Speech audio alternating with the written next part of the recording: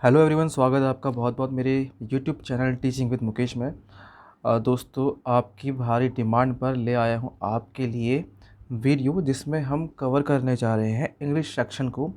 जो अभी D SB के PGT एग्ज़ाम हुए थे उसमें पूछा गया था।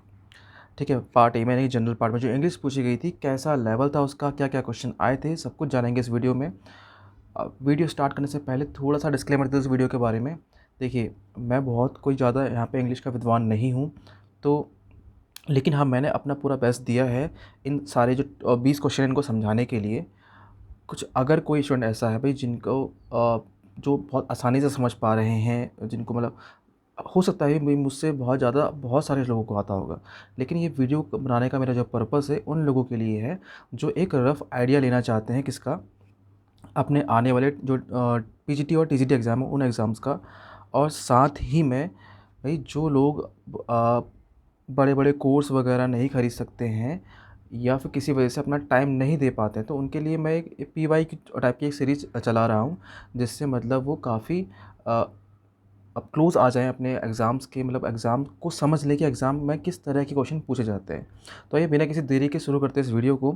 तो वीडियो को शुरू करते हैं क्वेश्चन नंबर 1 के साथ। तो क्वेश्चन नंबर 1 यहाँ देखिए, आपके सामने स्क्रीन पर दिख रहा होगा आपको। क्वेश्चन दे रखा है स्पॉन्सर हु पहले सबसे पहले देखिए टाइटल क्वेश्चन का ये है कि identify the most appropriate one word substitute to fill in the blank. मतलब ब्लैंक मतलब यहाँ पर एक सेंटेंस दिया है, इसके लिए हम एक वन वर्ड यूज़ कर सकते हैं, तो हमें बताना है कि वो वन वर्ड क्या हो सकता है। ओके, तो देखिए यहाँ पे चार, पहले तो यहाँ पे सेंटेंस देखिए, सेंटेंस क्या है। यह है कि a sponsor who books and stages public entertainments is an, उसको क्या बोला जाएगा। तो चार यहाँ पर ऑप्शन दिए थे, इन चारों में से कोई एक है, तो हमें चारों ऑप्शन की नॉलेज होनी चाहिए। अगर नहीं है तो मतलब हमें राइट आंसर तो हमें पता होना ही चाहिए, लेकिन हमें बाकी ऑप्शंस को भी ध्यान देना है, क्योंकि अभी हम सीख रहे हैं कि बाकी सब का मतलब क्या है। हो सकता है कि आगे आने वाले एग्ज़ाम्स में कभी ना कभी इनमें से कोई क्वेश्चन बन जाए। तो सबसे पहले आता है यहाँ पर वर्ड, सबसे जो पहला वर्ड यहाँ पे लिखा है वो लिखा है क्यूरेटर। तो क्यूरेटर किसे बोला जाता है? क्यूरेटर बोला जाता है संग्रहालय अध्यक्ष को, यानी कि जो म्यूज़ियम वगैरह की देख रेख करता है, यानी कि जो ये म्यूज़ियम वगैरह की जो देख रेख करने वाला होता है उसको बोलते हैं क्यूरेटर। फिर है दिलिटेंटे। दिलिटेंटे बोलते हैं एक ऐसे व्यक्ति को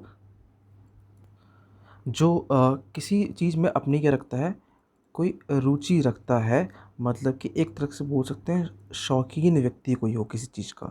ठीक है, मतलब वो उसकी बहुत ज़्यादा नॉलेज रखने वाला ना हो, लेकिन उसे उस चीज़ का शौक हो, तो उसे बोलते हैं दिलिटेंटे। फिर है ऑक्शनियर। तो ऑक्शनियर तो आप सभी को पता होगा, ऑक्शन वर्ड से यहाँ पे समझ सकते हैं आप, यानी कि ऐसा व्यक्ति जो क्या करवाता हो, जो नीलामी करवाता हो। ठीक है, जो नीलामी कराने वाले व्यक्ति, नीलामी कराने वाला, तो इसे बोलते हैं ऑक्शनियर। और जो हमारा जो सेंटेंस था तो उसे बोलते हैं इम्प्रेसारियो। तो इम्प्रेसारियो का मतलब होता है कि एक ऐसा व्यक्ति जो ऑर्गेनाइज़ करता है या बुक करता है, स्टेजेस वगैरह को ऑर्गेनाइज़ करता है, पब्लिक एंटरटेनमेंट के लिए हो सकते हैं, या फिर फाइनेंस वगैरह की चीज़ों के जो कॉन्सर्ट वगैरह हो सकते हैं, प्लेस वगैरह होते हैं, इनको ऑर्गेनाइज़ करने वाले को बोलते हैं इम्प्रेसारियो। अगला क्वेश्चन देखते हैं। क्वेश्चन नंबर 2 यहाँ पे देखा है कि एक कन्वर्सेशन नीचे दिखाई गई है, तो फिल करना है हमें जो ब्लैंक में। एंड देखो, ये ध्यान देने वाली बात होती है कि हमें फिल करना क्या है। फिल करना है हमें इसका एंटोनिम फिल करना है, यानी कि विलोम शब्द इसका फिल करना है जो भी ब्रैकेट में वहाँ पे दिया होगा। ठीक है, तो आयशा ने बोला है I am feeling trapped in a Quagmire. Quagmire में वो कह रही है मैं फंस गई हूँ ऑफ इनडिसीजन, इनडिसीजन के, I just can't seem to make progress with this project. Okay, तो बॉब इसके बारे में बोलता है, तो पहले हमें पता चाहिए कि क्वैगमायर का मतलब क्या होता है, तो इसी का विलोम यहाँ पे आएगा इस ब्लैंक की जगह पे। तो क्वैगमायर का मतलब होता है कि भाई ट्रैप्ड, देखो आगे लिखा भी है ट्रैप्ड, मतलब इसका मतलब खुद भी क्वैगमायर का मतलब होता भी है किसी भी कठिन परिस्थिति में फंस जाना, कठिन स्थिति या परिस्थिति में होना, या इसे बोल सकते हैं एक ऐसी कोई स्थिति जिसमें आप तुम कुछ समझ नहीं पा रहे हो, समझ ना आना। ठीक है, मतलब जो कुछ साफ स्थिति नहीं है, जो हम समझ नहीं पा रहे हैं, क्लियर नहीं है, ठीक है। तो इसका जो अपोजिट होगा वो कुछ ऐसा होगा जहाँ पे जो स्थिति होगी सही होगी और जहाँ हम चीज़ें समझ पा रहे होंगे, ऐसा कुछ सेंस आएगा। देखते हैं, देखिए यहाँ लिखा है, बॉब ने बोला है, I empathise with your predicament, however amidst this labyrinth of complexity lies an opportunity for dash. ठीक है। तो यहाँ पर जो इसका जो अपोजिट होगा वो आना है। पहली बात तो देखो, आपने सारा कुछ पढ़ने की ज़रूरत भी नहीं होती है। आपको अगर इस वर्ड का मतलब पता है तो डायरेक्टली आप यहाँ बस देखिए इस वर्ड का अपोजिट वर्ड कौन सा है इन चारों ऑप्शन में से, उसे यहाँ पर रख दीजिए। ठीक है। तो देखिए इसका जो सही जवाब है वो तो है क्लैरिटी। क्लैरिटी का मतलब आप सभी को पता है कि किस चीज़ में क्या होना, समझ होना, किसी चीज़ में कोई चीज़ साफ साफ दिखाई देना, वो है क्लैरिटी। क्योंकि ये क्वैगमार का मतलब होता है कोई चीज़ समझ में ना आना, कठिन स्थिति का होना, और क्लैरिटी का मतलब कुछ चीज़ साफ साफ हो जाना। ठीक है। तो ये तो सिंपल सा है, ये इसका आंसर हो गया। अब जानते हैं बाकी वर्ड्स के बारे में। तो बाकी वर्ड्स क्या लिखा है, पहले लिखा है यहाँ पे एमेटिक वर्ड लिखा है। इस एमेटिक वर्ड का मतलब होता है किसी से मित्रता रखना या किसी से सौहार्द। सौहार्द का मतलब होता है किसी से अच्छे संबंध बनाए रखना, तो इसे बोलते हैं एमिटी। फिर अगला वर्ड है पॉसिटी। तो पॉसिटी का जो मतलब है, इसका मतलब है किसी चीज़ की कमी होना, किसी चीज़ की कमी होना। और अगला वर्ड है इन्वर्जन। इन्वर्जन वर्ड आपने बहुत जगह पे सुना होगा। इन्वर्जन का मतलब होता है किसी चीज़ को पलट देना। ठीक है। तो ये थे बाकी ऑप्शन के मतलब। अगला क्वेश्चन देखिए, क्वेश्चन नंबर 3 यहाँ पे दे रखा है।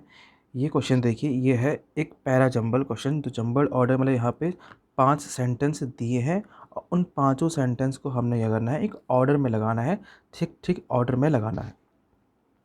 तो ध्यान से देखिए, पहला दे रखा है कि this was before large companies called multinational corporations emerged on the scene. This watch, तो दिस वॉच का मतलब किसके बारे में बात हो रही है अभी क्लियर नहीं हो रहा है, तो ये फर्स्ट सेंटेंस हो नहीं पाएगा। सेकंड देखते हैं, colonies such as India exported raw materials and food stuff and imported finished goods। ठीक है। तो यहाँ पे कॉलोनीज़ के बारे में बताया गया, जैसे कि इंडिया जो है वो एक्सपोर्ट करती है रॉ मटेरियल को, फूड स्टफ को, और इम्पोर्ट करती है फिनिश गुड्स को। फिर आगे देखते हैं, until the middle of 20th century production was largely organised within countries. ठीक है। यहाँ पर एक और एक्स्ट्रा इन्फॉर्मेशन दी गई है कि मिडिल जो 20th सेंचुरी थी वहाँ पे प्रोडक्शन के बारे में कुछ बात बताई गई है। फोर्थ देखते हैं, what cross the boundaries of these countries were raw material, food stuff and finish products. जो क्रॉस करता है इनकी बाउंड्रीज़ को, इन कंट्रीज़ की, वो क्या चीज़ थी, वो है रॉ मटेरियल है, फूड स्टफ है। अभी दीज कंट्रीज़ का मतलब किन किन कंट्री की बात हो रही है, तो दीज कंट्रीज़ का मतलब कुछ बताया होगा ना, कि किसी कंट्री के बारे में बताया होगा पहले, तो उनके बारे में बताया होगा। तो भाई फोर्थ भी यहाँ पे पहला नहीं हो पाएगा। देखो फर्स्ट और फोर्थ तो नहीं हो रहा पहला। ठीक है। और फर्स्ट और फोर्थ पहला कहीं पे है भी नहीं। ओके। अब आते हैं लास्ट वाले में, क्या लिखा है, trade was the main channel connecting distant countries. तो यहाँ पे एक सिंपल सा स्टेटमेंट दिया गया है पहले। ठीक है। यहाँ से हम अपनी सेंटेंस की शुरुआत कर सकते थे।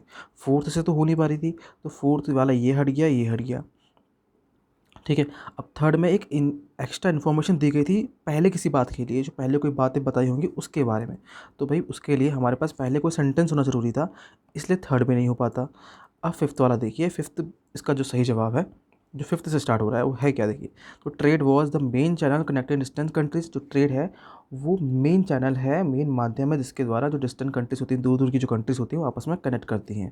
फिर थर्ड, उसके बाद देखो थर्ड आता है, थर्ड बोल रहा है until the middle of 20th century, 20वीं शताब्दी के मिडिल में, मध्य तक, जो production was largely organised within countries. जो प्रोडक्शन था वो ऑर्गेनाइज होता था कंट्री के अंदर ही। तो अब इसी के बारे में बताई गई है, कंट्रीज़ के बारे में बताया गया है, तो 5 के बाद 3। तो इसी तरीके से बाकी ऑप्शन भी हमें मैच हो जाएंगे।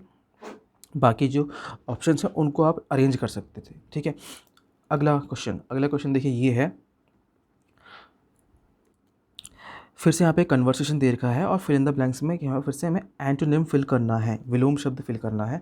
तो सबसे पहले आप देख लीजिए भाई, पूरा पढ़ने से पहले ये है क्या वर्ड। यहाँ पे जो वर्ड लिखा था वो लिखा था एग्जाजरबेट। ठीक है। एग्जाजरबेट। एग्जाजरबेट का मतलब, जैसे आप लोगों को पता होगा या नहीं भी पता है तो जान लीजिए, उसका मतलब होता है किसी चीज़ को बहुत ज़्यादा बड़ा चढ़ा कर बोलना। ठीक है।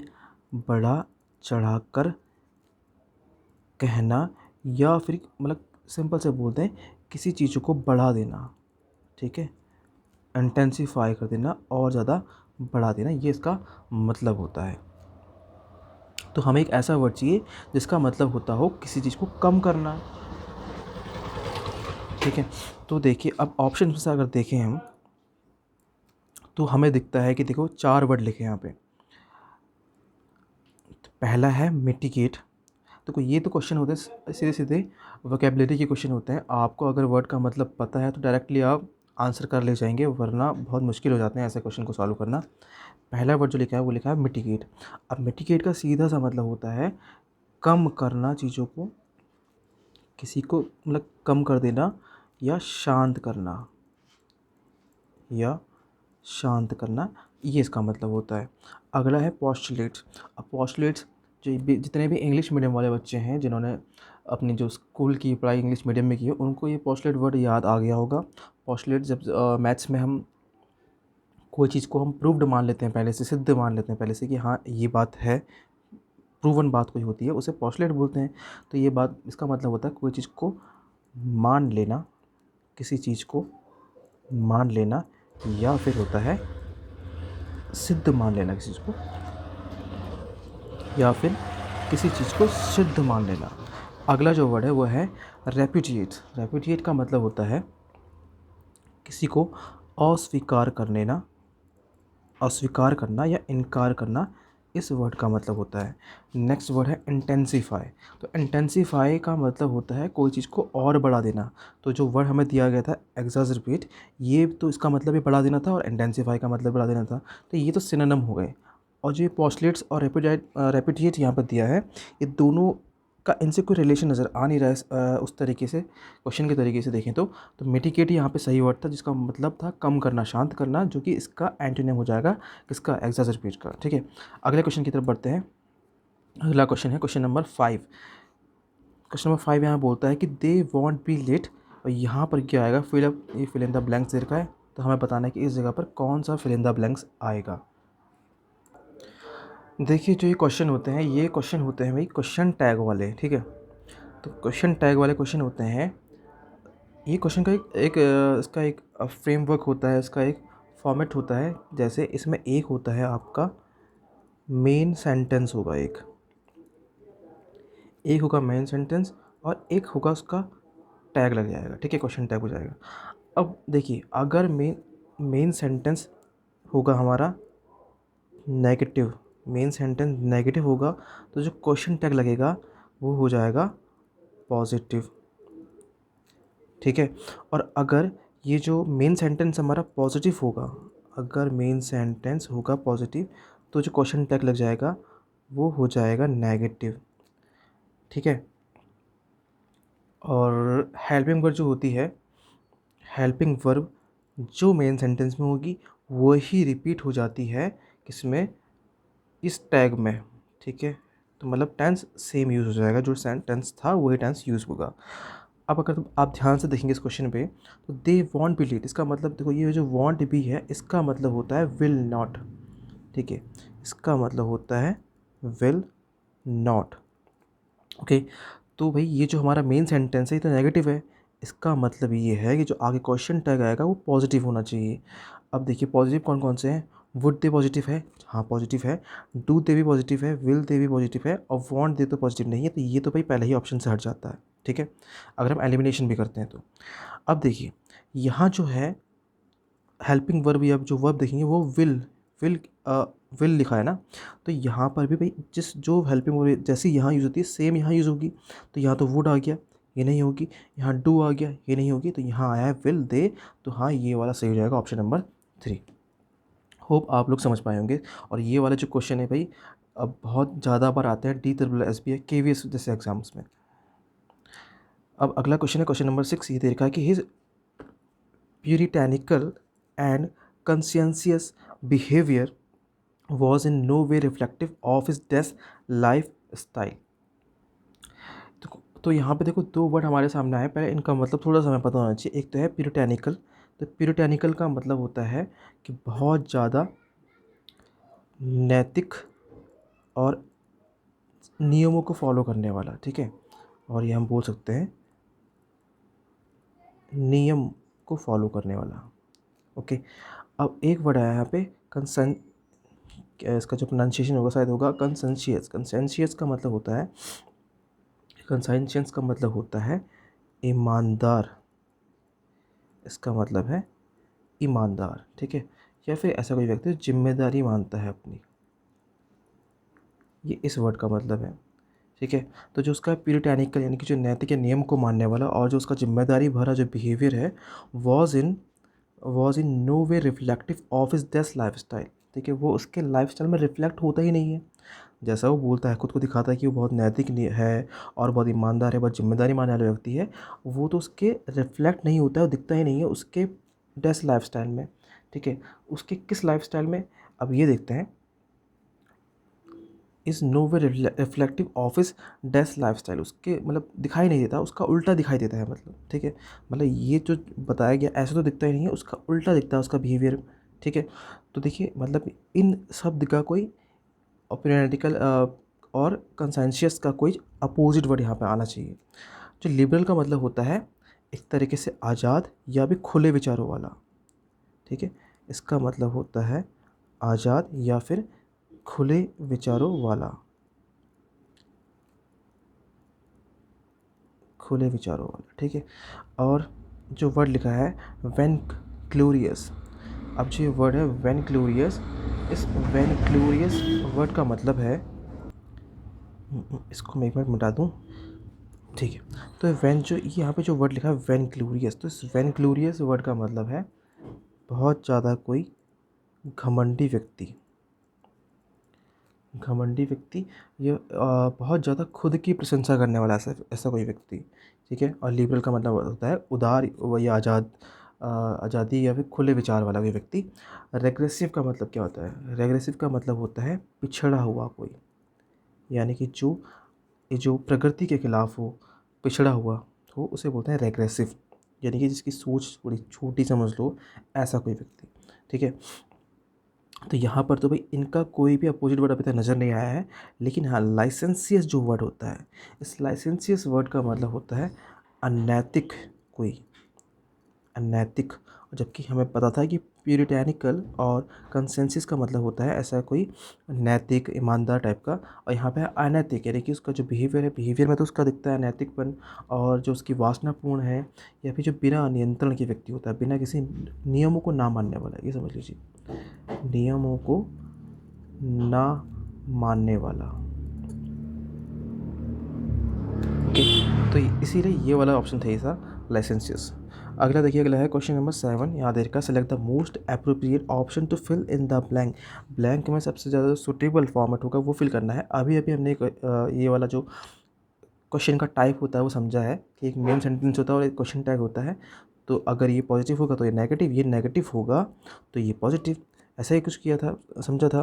तो देखिए इसमें हो क्या रहा है, no one remembered on the sorry no one remembered the date, किसी को भी डेट याद नहीं है, किसी को भी डेट याद नहीं है। अभी जो नो वन यहाँ पे लिखा है ये डायरेक्टली लिखा है, ये नेगेटिव है यहाँ पर, ठीक है। तो यहाँ पर जो भी आएगा पॉजिटिव होगा। तो देखिए ये नेगेटिव है, ये नेगेटिव है, ठीक है। अब नो वन रिमेंबर, तो ये सभी के बारे में बात हो रही है, तो डिड ही तो नहीं होगा, तो डिड दे होगा, सभी के लिए बात आ रही है। तो नो वन यानी कि प्लूरल यहाँ पे के बारे में बात हो रही है, प्लूरल नाउन है, तो डिड दे यहाँ पे यूज़ हो जाएगा, ठीक है। अगला देखते हैं question number 8, select the most appropriate option to fill in the blank. Blank में सबसे ज़्यादा सही फिट होने वाला सेंट यहाँ पे हमें फिल करना है। यहाँ पे लिखा है कि I had intended to adopt a डेस approach but his demeanour infuriated me, ठीक है।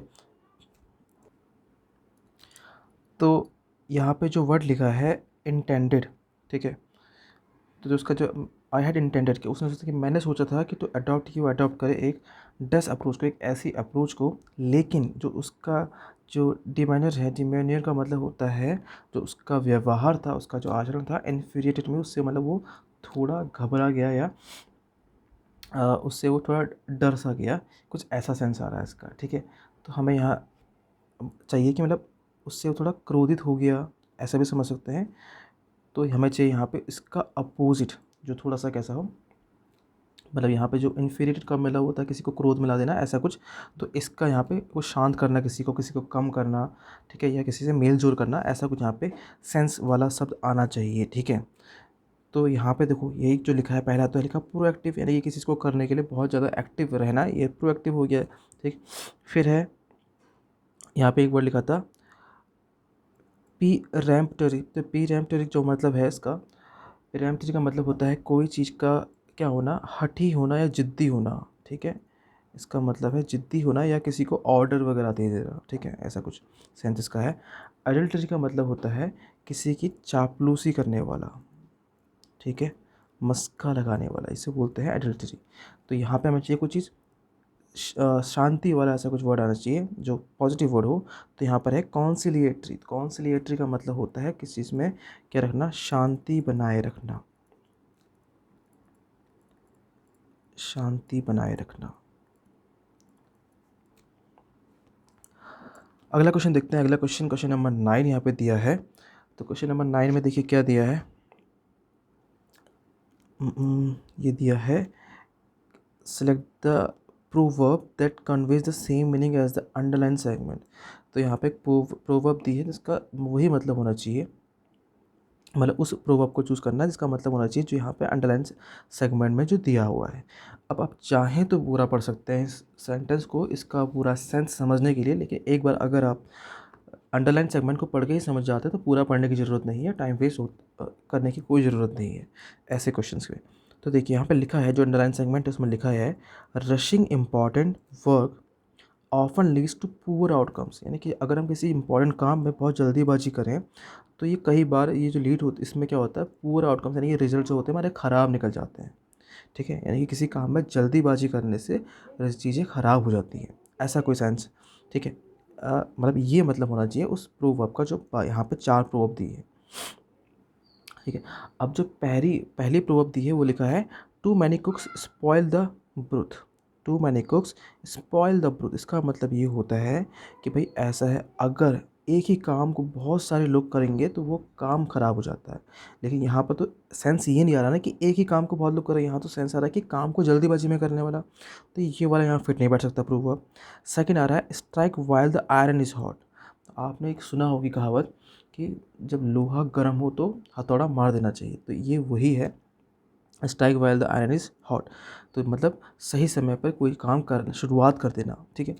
अगला है हेस्ट मेक्स वेस्ट, मतलब यही है इसका सही जवाब भी कि जल्दीबाजी से चीज़ें खराब हो जाती हैं, तो haste makes waste, option 3। Option 4 को भी एक बार देख लेते हैं, उसमें लिखा है फॉर्च्यून फेवर्स द बोल्ड, मतलब कि भाग्य भी उसी का साथ देता है जो शुरुआत करते हैं, जो बहादुर होते हैं, ठीक है। अगला क्वेश्चन देखते हैं, क्वेश्चन नंबर 10। यहाँ पे इनकरेक्ट स्पेल्ड वर्ड दिया था, तो पूरा बहुत बड़ा सेंटेंस दिया था, कोई पढ़ने की ज़रूरत नहीं थी आप लोगों ने। अगर आपको पता थी सही स्पेलिंग तो डायरेक्टली आप इन चारों में से कौन सी, क्या पूछा है, identify the incorrectly spelled word in the given paragraph, paragraph में से कौन सा इनकरेक्टली स्पेल्ड वर्ड है यहाँ पे जो इनकरेक्ट स्पेल्ड किया गया है। तो ऑप्शन 1 ही था, एम्बेलिशमेंट यहाँ पे था इनकरेक्टली स्पेल्ड वर्ड, ठीक है। नहीं नहीं, मतलब ये जो एक वर्ड यहाँ पे दिया था ना जो इनकरेक्ट था, तो उसका सही बताना था, मतलब कि कौन सा सही उसकी वो होगा, सही स्पेलिंग होगी। तो ये पहला वाला था कि स्पेलिंग, ये सही स्पेलिंग सही है, EMBELLISHMENT, एम्बेलिशमेंट, ये स्पेलिंग सही है, ठीक है। अगला क्वेश्चन देखिए, अगला क्वेश्चन है क्वेश्चन नंबर 11। यहाँ पे दे रखा है कि select the option that can be used as one word substitute for the given group of words. तो यहाँ पर कुछ ग्रुप ऑफ वर्ड्स दे रखा है, मतलब यहाँ पे एक पूरा सेंटेंस टाइप का कुछ बना के दे रखा है, ग्रुप ऑफ वर्ड्स लिखा है, इसके लिए वन वर्ड में हम क्या यूज़ कर सकते हैं। तो पहले देख लेते हैं दिया क्या है। दिया है a government that is ruled by the least suitable, बहुत कम सुटेबल, एबल और experienced people in a state और कंट्री, मतलब एक ऐसी उस गवर्नमेंट का नाम है that is ruled by the least suitable, मतलब सबसे कम, लीस्ट सुटेबल मतलब जो बहुत कम सुटेबल है, मतलब बहुत कम लायक हैं, उनके अंदर योग्यता भी कम है और एक्सपीरियंस भी कम है, ऐसे लोगों द्वारा जो गवर्नमेंट चलती है उसको क्या बोलते हैं। तो उसको बोलते हैं कैकिस्टोक्रेसी। क्या नाम है उसका, कैकिस्टोक्रेसी। अब कुछ और वर्ड देख लीजिए, अब अगला है एरिस्टोक्रेसी का मतलब क्या होता है। एरिस्टोक्रेसी में यहाँ पे लिखा है ना कि मोस्ट लीस्ट सुटेबल, यहाँ तो इसका जस्ट अपोजिट है मोस्ट सुटेबल, यानी कि सबसे ज़्यादा जो योग्य व्यक्ति होते हैं, हायर क्लास के व्यक्ति होते हैं, हायर एक्सपीरियंस वाले व्यक्ति होते हैं, जब वो गवर्नमेंट रन करते हैं तो उसे बोलते हैं एरिस्टोक्रेसी। ठीक है। फिर अगला जो है वह लिखा है थियोक्रेसी। थियोक्रेसी में क्या होता है, ये ऐसी गवर्नमेंट होती है जहाँ पे बहुत ज़्यादा धर्म को मानने वाले लोग होते हैं। ठीक है, यानी कि जो लोग होते हैं, जो धार्मिक लोग होते हैं, जब वो गवर्नमेंट रन करते हैं तो उसे बोलते हैं थियोक्रेसी।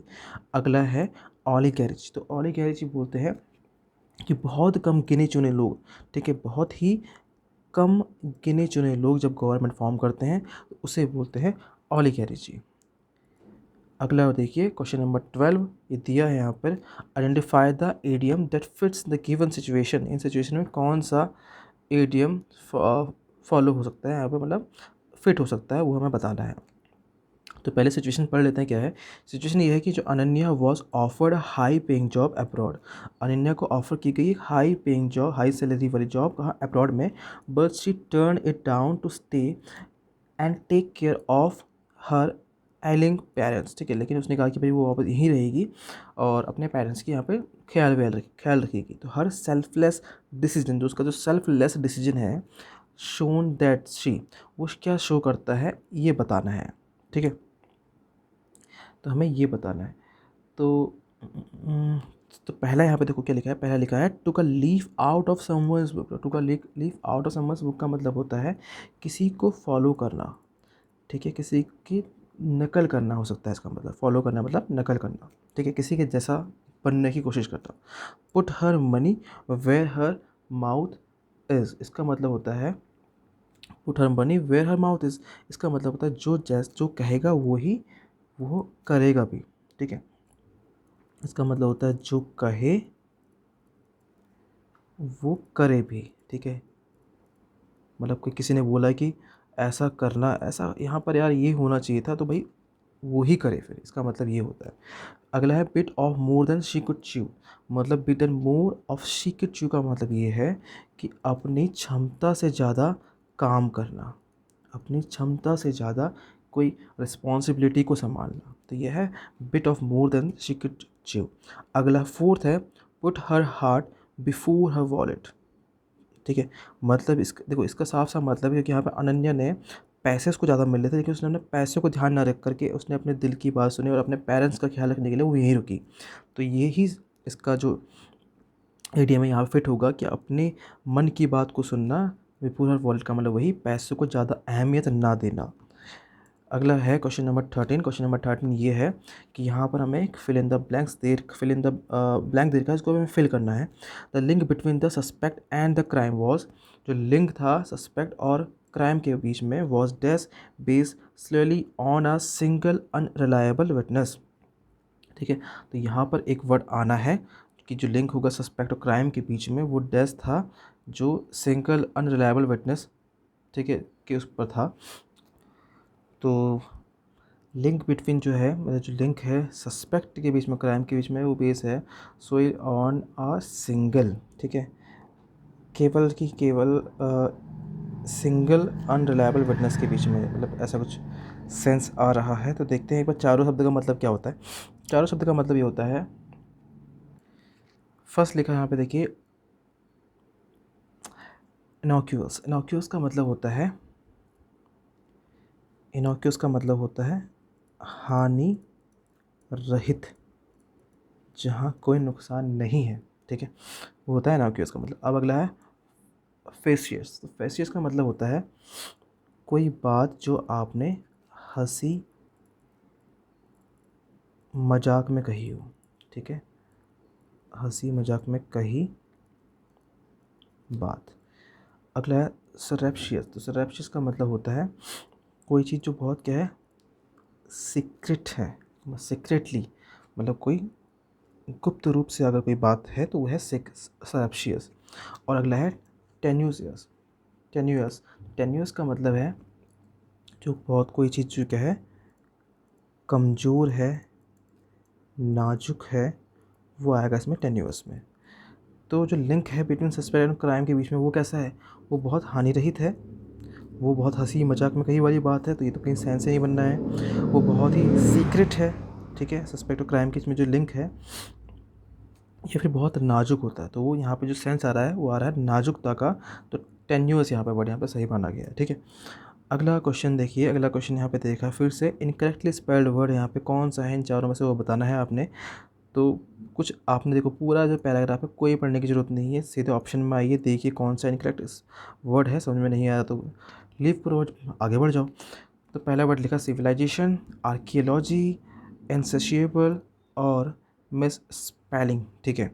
तो जो गलत यहाँ पे स्पेल्ट वर्ड था वो था जो यहाँ पे मिस स्पेलिंग लिखा है, इसकी जो स्पेलिंग होती है भाई वो होती है MISS आता है यहाँ पे, ठीक है। यहाँ पे जबकि सिंगल एस दिया है, फिर वो बाकी सब सेम था, LILLING, तो मिस स्पेलिंग ये वर्ड यहाँ पे सही था, ठीक है। अब आप लोगों ने कमेंट सेक्शन में बताना है इस वर्ड का मतलब क्या है, ठीक है। इनसेशिएबल, ये वर्ड बहुत बार एग्ज़ाम में वोकैब की फॉर्म में पूछा गया है, तो इसका आपने एक तो बताना है मीनिंग, और इसके कम से कम 3 बताने हैं क्या, सिनोनिम, ठीक है। ये आपने कमेंट सेक्शन में बताना है। चलिए आगे हम बढ़ते हैं अगले क्वेश्चन की तरफ। तो ये थे पूरे 14th क्वेश्चन।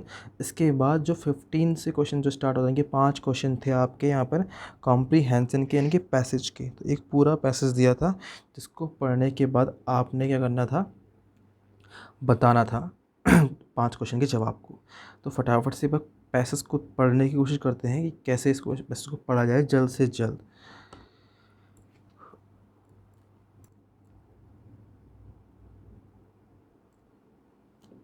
ठीक है, तो शुरू करते हैं। तो the old wooden house stood on a small hill overlooking the bustling town. एक स्मॉल हाउस की बात की गई है जो कि एक इस छोटे से हिल पर है। माया है इस लड़की का नाम। अ गर्ल ऑफ 12 विथ, अब देखो 12 ईयर की है, bright bright with bright curious eyes इसकी हैं। अब वहाँ रहती है, अपनी ग्रैंड मदर के साथ रहती है, ठीक है। एक आफ्टरनून की बात हो रही है कि जो माया को मिली एक ब्यूटीफुल ब्राइट रेड काइट, कैसी मिली, एक रेड काइट मिली है, गिफ्ट दिया उसे। Her heart soared as high as the kite dance in the sky. तो उसको बहुत ज़्यादा खुश हुई थी जब वो का पतंग आसमान में उड़ रही थी। उसकी जो लंबी टेल थी स्विंग लाइक का प्लेफुल रिबन, उसको एक रिबन जैसी नज़र आ रही थी। She run across the open fields behind her house, अपने घर के पीछे ही ओपन फील्ड में वो पतंग वतंग उड़ा रही होगी। The string taut in her small hand, feeling a thrill freedom with every gust of wind। जैसे जैसे हवा उसमें पड़ रही थी, हवा का झोंका लग रहा था, तो वो एक फ्रीडम फील कर रही थी। सडनली, अचानक से क्या हुआ, एक strong gust caught the kite, ठीक है, बहुत तेज हवा टाइप की चली, pulling in higher and higher, उसे बहुत ऊंचाई पर ले गई।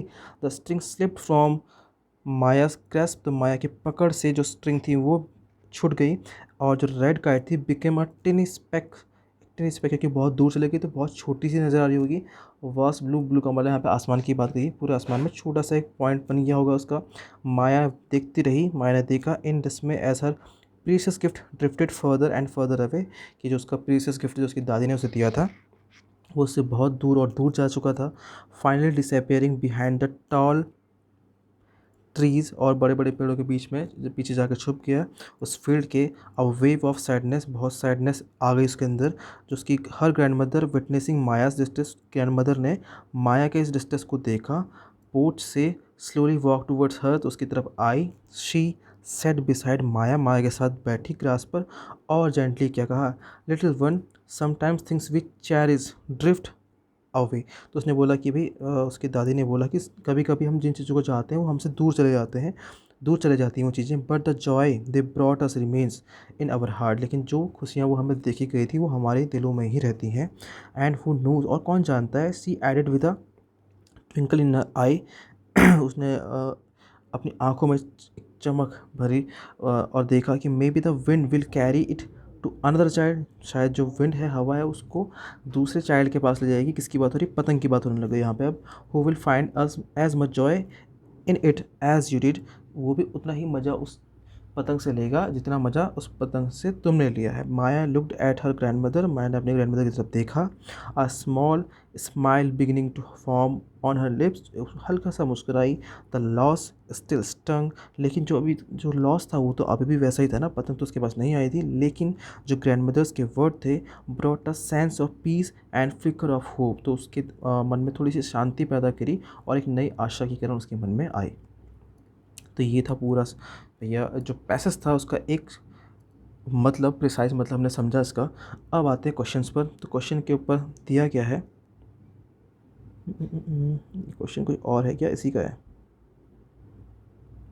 सॉरी क्वेश्चन नंबर 15 है ना। क्वेश्चन नंबर 15 अब आ गया, सॉरी। तो इसको आप कर लेना भाई, क्वेश्चन नंबर 15 को जंबल ही है, ठीक है, जैसे पहले किया था वैसा ही है। तो अभी हमने क्योंकि पैसेज पढ़ा है तो इसी के क्वेश्चन करेंगे। तो क्वेश्चन देखिए, पहला है what is the structure of the passage, passage का स्ट्रक्चर कैसा है। प्रॉब्लम है और सॉल्यूशन, तो ऐसा देखो प्रॉब्लम और सॉल्यूशन की बात तो यहाँ पे ही थी, क्योंकि प्रॉब्लम थी, माया को कोई प्रॉब्लम मिली, इसको सॉल्यूशन भी हुआ। अब देखते हैं कि मोस्ट सूटेबल कौन सा है ना। तो chronological order with the reflective ending, ठीक है, एक क्रोनोलॉजिकल ऑर्डर है, मतलब एक चीज़ें आगे बढ़ रही हैं क्रोनोलॉजी से, और फिर जो इसके एंडिंग है रिफ्लेक्टिव है, यानी कि शुरुआत जहाँ से शुरू हुई चीज़ें वहीं पर दोबारा आ गई, रिफ्लेक्टिव एंडिंग हो गई, यानी कि शुरुआत में भी उसके पास पतंग नहीं थी, अब भी पतंग नहीं है उसके पास। तो ये वाली बात इन्होंने सही मानी है, सेकेंड वाला। फिर बोला है descriptive with a moral lesson, तो डिस्क्रिप्टिव तो था और मॉरल लेसन भी था, ठीक है। कॉज एंड इफेक्ट तो ये हम नहीं मान सकते, लेकिन अब इन्होंने इसमें से सबसे ज़्यादा जो सही ऑप्शन को माना है वो ऑप्शन नंबर 2 को माना है। मेरे हिसाब से descriptive with a moral lesson भी हो सकता था, ठीक है। अगला देखते हैं, अगला है what is the passage primarily about, तो पैसेज शुरू मतलब मुख्य रूप से किसके बारे में, तो इसको a strong bond between a granddaughter and her grandmother, इसके बारे में है। A girl's experience of losing a cherish kite and learning to cope with loss, ठीक है। तो मेन सुटेबल तो भाई ये लग रहा है कि जो गर्ल का एक्सपीरियंस था, जो उसको एक प्यारे से जो काइट उसकी खो गई थी और उसने कैसे उस लॉस से कॉप किया, यानी कैसे उसको ओवरकम किया उससे, ठीक है। सेकंड देखते हैं, क्वेश्चन नंबर 18 दिया है which real life situation does the passage most appropriately connect to, कौन सी रियल लाइफ की सिचुएशन से जो पैसेज है वो कनेक्ट करता है यहाँ पर। The excitement of receiving a new gift, नए गिफ्ट को मिलने की एक्साइटमेंट को लेकर बात करता है। The experience of losing something valuable and learning to find acceptance, देखो भाई एक्सपीरियंस है कि हम कुछ वैल्यूएबल चीज़ें खो देते हैं, इसका एक्सपीरियंस के बारे में पैसेज बताता है। और लर्निंग के बारे में बताता है कि टू फाइंड एक्सेप्टेंस, कि हमें एक्सेप्टेंस कैसे करना चाहिए, कि जो हम चीज़ें हमसे दूर जा चुकी हैं हमें उन्हें एक्सेप्ट करना चाहिए। तो the importance of spending time with grand parents, ठीक है। The frustration of dealing with strong winds, तो ये तो भाई बिल्कुल ही रिलेवेंट यहाँ पे ऑप्शन देर का है, ठीक है। और इन तीनों में से जो मोस्ट इम्पॉर्टेंट जो मोस्ट सुटेबल यहाँ पे है वो क्या है, ऑप्शन 2 है। क्वेश्चन 19 देखिए, इसका क्या है, what is the tone of the passage, passage की टोन कैसी है, ठीक है। तो सस्पेंसफुल एंड ड्रामेटिक, सस्पेंस तो है ही नहीं यहाँ पे कुछ बहुत ज़्यादा, तो ये तो नहीं है। इन्फॉर्मेटिव एंड डिस्क्रिप्टिव, इन्फॉर्मेशन किस चीज़ की दी नहीं जा रही है, डिस्क्रिप्शन भी नहीं हो रहा बहुत ज़्यादा। ह्यूमरस, तो ह्यूमर भी नहीं है, लाइट हार्टेड भी नहीं है, बस ऑप्शन एक ही बचता है, melancholy with a hint of comfort, ठीक है। तो शांति अकेलेपन की यहाँ बात की गई है एक कंफर्ट के साथ, ठीक है। और जो लास्ट क्वेश्चन था वो ये था कि which of the following inferences can be drawn from the passage, passage से हम क्या इन्फ्रेंसेस का मतलब है निष्कर्ष या रिजल्ट निकाल सकते हैं। तो फर्स्ट है the grandmother is always successful in comforting Maya, तो ऐसे तो यहाँ पे कोई बात हो नहीं रही है कि ग्रैंड मदर हमेशा ही से माया को कंफर्ट कर देती है, हमेशा ही सक्सेसफुल रही होंगी, हमेशा की बात यहाँ बताई भी नहीं गई है। Maya will likely get another kite soon, तो दूसरी काइट से वापस दूसरी काइट मिलेगी कोई, ऐसी भी कोई बात नहीं आई है। The wind in the stories portrayed as a destructive force, wind को डिस्ट्रक्टिव फोर्स बताया गया है, तो डिस्ट्रक्टिव तो नहीं बताया गया है, ठीक है। विंड यहाँ पे पोर्ट्रेट नहीं करती, डिस्ट्रक्टिव फोर्स को तो पोर्ट्रेट नहीं करती है। Maya values the kite, Maya value करती है काइट की not just as a toy, एक टॉय के जैसा नहीं, but also for the feeling for freedom it represent, हाँ ये बात सही है। एक लाइन वहाँ पे दी गई थी जहाँ पे बताया भी गया था कि वो फ्रीडम को उसके बहुत ज़्यादा पसंद करती है, वो काइट को एक फ्रीडम के साइन के रूप में देखती है। तो हाँ ऑप्शन 4 यहाँ पे सही था। तो ये थे कुल 20 क्वेश्चन। तो ये 20 क्वेश्चन हो चुके हैं हमारे कंप्लीट, जो पूछे गए थे। ये शिफ्ट कौन सी थी? देखिए, ये शिफ्ट थी 14 जुलाई 2025 के पीजीटी एग्ज़ाम की शिफ्ट है। तो भाई अब ये तो हो नहीं सकता कि हम ये बोल दें कि ये इररिलेवेंट क्वेश्चन है, एग्ज़ाम के ही क्वेश्चन है सारे। तो इससे आपको एक रफ़ आइडिया लग चुका होगा, एक रफ़ तो क्या, एक पूरा आइडिया लग चुका होगा कि कैसा इंग्लिश का लेवल आता है डी ट्रिपल एस बी के एग्ज़ाम्स का। बाकी मैं भी सब में यही same level D triple S B follow करता है, और मैं आगे भी कोशिश करूँगा कि ऐसे ही वीडियोस और लाता रहूँ, जिससे आपको कहीं ना कहीं आपकी टीजीटी या पीजीटी की तैयारी में पार्ट ए में हेल्प मिल सके। तो पार्ट ए में जितनी भी हेल्प मैं कर पाऊँगा खुद से आपको तो मैं पूरी देने की कोशिश करूँगा भाई। और वीडियो में कोई अगर थोड़ी बहुत मिस्टेक हो जाती है तो उसके लिए भाई आप सभी लोगों से सो सॉरी, ठीक है। तो मैं भी शुरू ही कर रहा हूँ अभी, मतलब ये शुरू तो नहीं, मतलब मैं वीडियोस तो काफ़ी टाइम से बनाता ही हूँ, लेकिन थोड़ी बहुत मिस्टेक्स हो जाती हैं। मैं कोशिश करूँगा कि मिस्टेक बहुत कम से कम, ना कि बिल्कुल ज़ीरो मिस्टेक्स हों, लेकिन अगर कोई होती हैं तो अपना छोटा या बड़ा भाई समझ के माफ़ कर देना। आपसे मिलते हैं नेक्स्ट वीडियो में। इस वीडियो को देखने के लिए बहुत बहुत आपका धन्यवाद।